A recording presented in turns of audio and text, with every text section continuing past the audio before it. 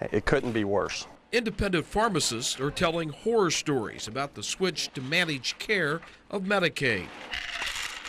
Slashed reimbursements for their dispensing fees and drug costs. Drugs that I lost money on that I could not buy for what I gave them to the patients for, anywhere from 70 cents to $90.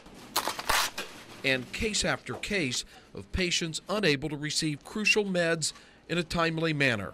Sometimes these are really high-risk patients, cancer patients, mental health patients, diabetic patients, people on chronic pain medications.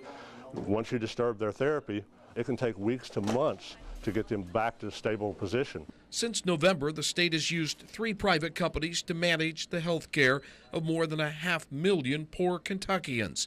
Governor Beshear, who is promising a savings of $375 million over 3 years, claims it's working. I'm amazed that we haven't had some much bigger problems than the small ones that we've experienced.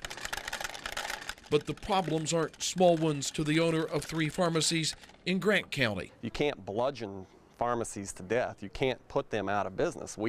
Independent community pharmacy is a vital resource in the state of Kentucky. Layoffs and even store closings have already occurred at a few of the state's 560 independent pharmacies.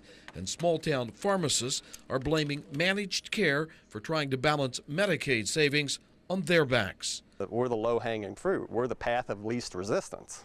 So they can suck that money out of the pharmacy budget without actually managing care, which is what they were hired to do. Profits over patient care, claim the pharmacists, something they warn is a bad formula in rural Kentucky. When an independent community pharmacy closes, game over. In Frankfort, Greg Stottlemyre, ABC 36, your local news source.